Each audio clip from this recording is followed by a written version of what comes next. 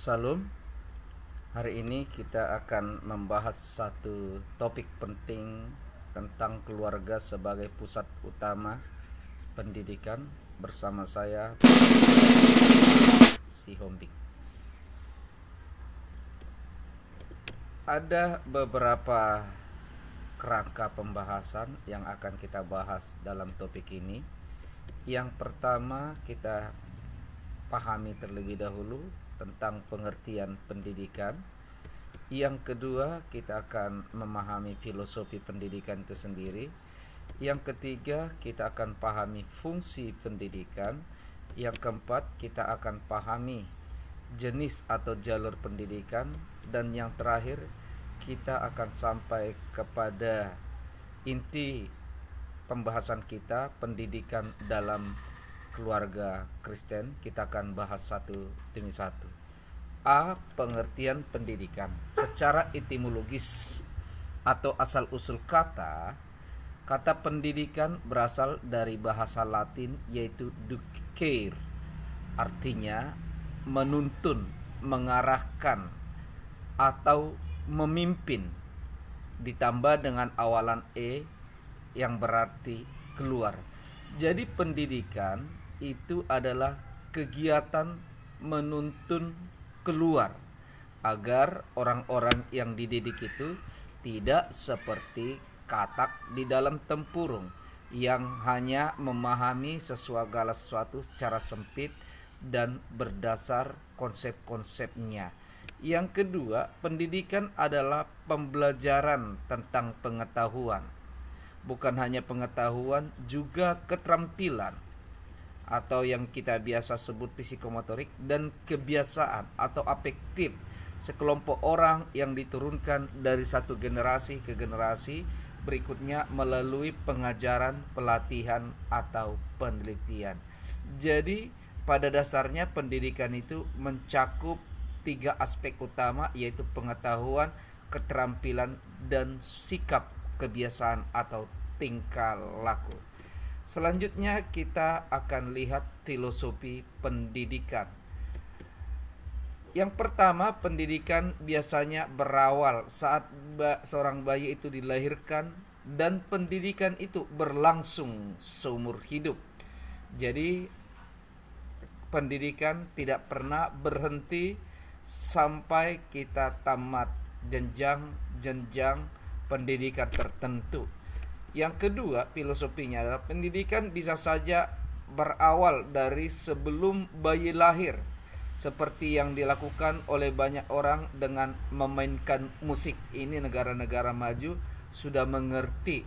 Sewaktu bayi masih di dalam kandungan sekalipun, maka bayi itu sudah bisa mendengar, dan orang-orang di negara maju biasanya sudah melakukan pendidikan terhadap bayi yang masih di dalam kandungan itu, karena menurut penelitian ketika bayi mendengarkan sesuatu yang ada di sekitar ibunya itu akan berdampak dalam kehidupannya. Dan pendidikan yang paling lazim dilakukan oleh orang-orang luar terhadap anak atau bayi yang masih di dalam kandungan adalah dengan memperdengarkan musik terhadap si jabang bayi.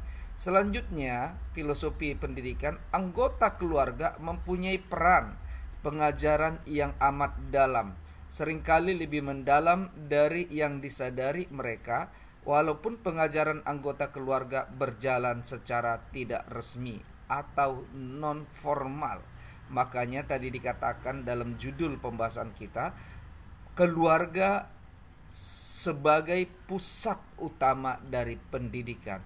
Seharusnya setiap keluarga bisa menjalankan fungsi, bukan hanya mencukupkan apa yang menjadi kebutuhan-kebutuhan biologis, bukan hanya mencukupkan apa yang dibutuhkan oleh anak-anaknya, tetapi lebih daripada itu, setiap anak seharusnya mulai mendapatkan pendidikan dari tengah-tengah keluarga mereka.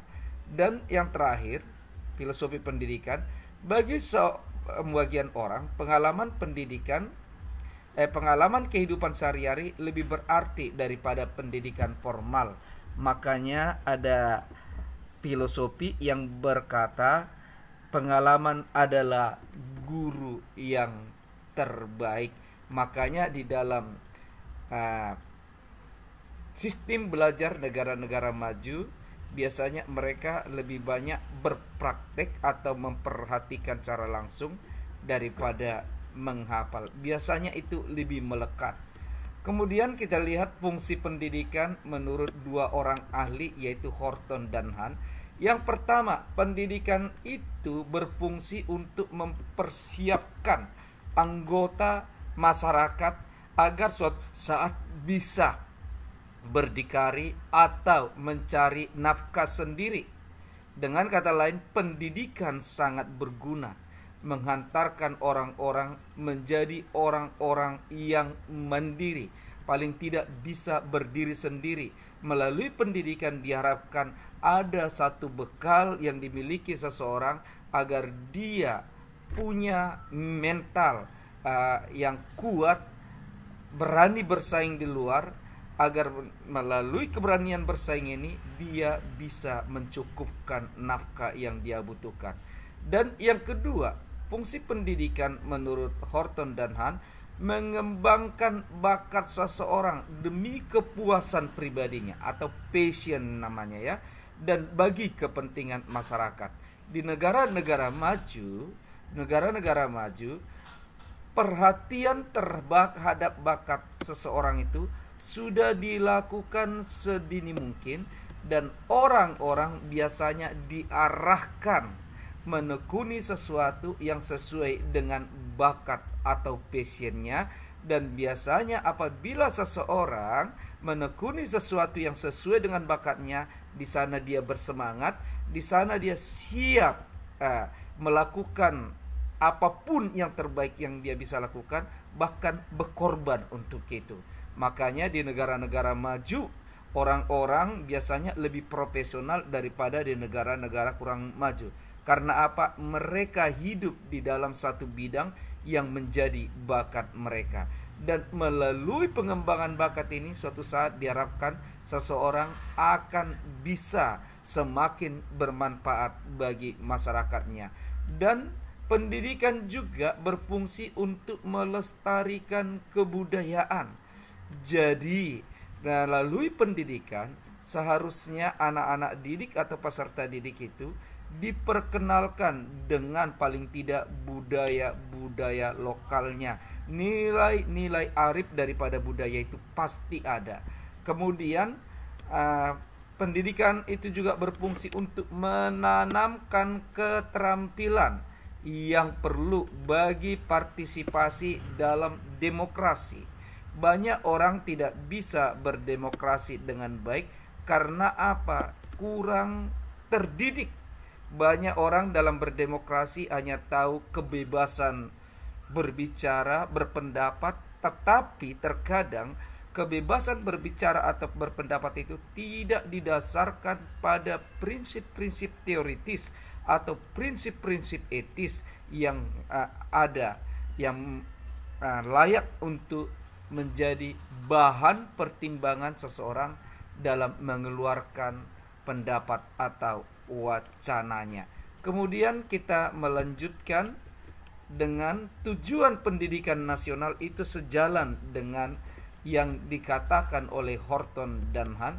Yang pertama, dalam MPRS 2 tahun 60, tujuan pendidikan adalah membentuk manusia memiliki jiwa yang Pancasilais. Menurut Undang-Undang Nomor 2 tahun 1985, tujuan pendidikan untuk mencerdaskan kehidupan bangsa menjadi orang-orang yang cerdas, memiliki pengetahuan, sehat jasmani dan rohani, dan budi pekerti. Perhatikan, bisa mandiri, kepribadian yang mantap, dan bertanggung jawab terhadap bangsa. Dan yang ketiga, menurut Undang-Undang Nomor 20 tahun 2003 pasal 3, tujuan pendidikan nasional adalah mengembangkan potensi atau bakat atau keterampilan peserta didik agar menjadi manusia yang beriman dan bertakwa. Bukan hanya pintar, tetapi tetap memiliki dasar-dasar iman yang benar sesuai dengan agama, karena negara kita adalah negara Pancasilais yang berketuhanan yang Maha Esa. Untuk mewujudkan fungsi atau tujuan pendidikan tadi, maka ada paling tidak 3 jenis atau jalur pendidikan secara umum. Yang pertama adalah pendidikan formal, yang biasanya dalam sistem pendidikan Indonesia dimulai dari playgroup, TK, SD, SMP, SMA seperti kalian, bahkan nanti ke perguruan tinggi. Perguruan tinggi juga ada jenjang S1, S2, S3. Itu adalah pendidikan formal dan biasanya ada aturan-aturan main yang jelas. Pendidikan formal biasanya harus sejalan dengan norma-norma yang ditetapkan oleh pemerintah. Kemudian pendidikan non formal adalah jalur pendidikan yang dilaksanakan bisa saja di tempat ibadah, tempat kursus, atau tempat-tempat bimbingan tes. Biasanya ini dilakukan oleh orang-orang, khususnya orang tua, demi menambah bekal bagi anak-anaknya apabila masalah kerohanian, pergi di tempat ibadah, apabila mempersiapkan cara khusus untuk punya keterampilan atau bisa ke jenjang pendidikan tertentu, maka ditempatkan di tempat-tempat bimbingan tes seperti GO dan lain sebagainya. Dan yang ketiga, ini yang penting, pendidikan informal adalah jalur pendidikan keluarga dan lingkungan, berbentuk kegiatan belajar secara mandiri yang dilakukan secara sadar dan bertanggung jawab. Di dalam pendidikan informal ini ada yang berperan sebagai pendidik dan ada yang berperan sebagai peserta didik. Biasanya dalam suatu keluarga ideal, pendidikan informal itu dilakukan oleh orang tua terhadap anak-anak yang Tuhan percayakan kepada mereka. Saat ini kita bahas pendidikan dalam keluarga Kristen. Tujuan utama pendidikan di tengah keluarga Kristen adalah bukan supaya anggota keluarga itu menjadi orang yang pintar, bukan supaya anggota keluarga itu menjadi manusia yang terampil, tetapi yang paling utama dari tujuan pendidikan di tengah keluarga Kristen adalah agar setiap anggota keluarga menjadi pribadi yang meneladani Yesus sebagai guru agung. Dan oleh karena itu, apabila kalian perhatikan dalam Kisah Para Rasul 11 ayat 25 ayat 26, ketika istilah Kristen muncul pertama sekali di dalam Alkitab, dikatakan Kristen itu adalah murid-murid dari Yesus sebagai guru agung. Jadi keteladanan Yesus yang mau ditampilkan melalui pendidikan di tengah keluarga Kristen. Dan singkatnya, secara filosofis, melalui pendidikan di tengah keluarga Kristen, diharapkan setiap anggota keluarga itu bisa merepresentasikan Yesus di tengah-tengah kehidupannya. Dan selanjutnya, hal-hal yang bisa ditransfer orang tua terhadap anak dalam proses pendidikan di tengah keluarga Kristen. Yang pertama dan terutama adalah mentransfer iman percaya mereka agar anak-anak itu hidup di dalam kebenaran. Karena tanpa kebenaran, sekalipun orang baik, maka orang tidak akan pernah berkenan di hadapan Tuhan. Makanya Yesus berkata, "Akulah jalan, hidup dan kebenaran." Dan melalui kebenaran yang diperkenalkan oleh Yesus kepada manusia, maka manusia punya kesempatan atau kans bisa bertemu, ya. Tidak ada seorang pun yang sampai kepada Bapa jika tidak melalui Yesus yang adalah sumber kebenaran itu. Dengan kata lain, jika pendidikan keluarga di tengah keluarga Kristen itu perlu mentransfer ilmu, maka setiap orang-orang tua Kristen harus bisa menjadi imam terhadap anak-anaknya. Yang kedua adalah mentransfer nilai-nilai agar anak-anak itu punya karakter yang baik, karakter yang terpuji, sikap-sikap yang luhur, yang tidak menjadi batu sandungan. Dengan kata lain, ketika pendidikan di tengah keluarga Kristen itu perlu mentransfer ilmu, nilai-nilai, maka setiap orang-orang Kristen, orang-orang tua Kristen bertanggung jawab, bisa menjadi teladan bagi anak-anak mereka. Nilai-nilai yang ditransfer itu bisa saja nilai-nilai agama, nilai-nilai nasional, nilai-nilai budaya, nilai-nilai yang berlaku di masyarakat tertentu, secara khusus di lingkungan di mana keluarga itu hidup. Dan kemudian adalah mentransfer keterampilan, atau disebut juga ini segi atau aspek fisikomotoriknya. Seharusnya orang-orang tua bisa transfer keterampilan yang mereka miliki, yang berguna bagi anak-anaknya di kemudian hari. Seharusnya orang tua tidak usah terlalu getol mempercayakan anak-anak mereka harus masuk ke tempat-tempat kursus tertentu. Contoh sekarang, kalau mengoperasikan komputer, seharusnya orang tua sudah bisa memperkenalkan dasar-dasar pengoperasian komputer kepada anak-anaknya. Dan yang terakhir adalah mentransfer pengetahuan atau aspek kognitifnya. Jadi orang yang ideal itu adalah seorang anak bisa menulis, membaca, berhitung, karena ini adalah pengetahuan dasar, itu didapatkan dari orang-orang tua mereka.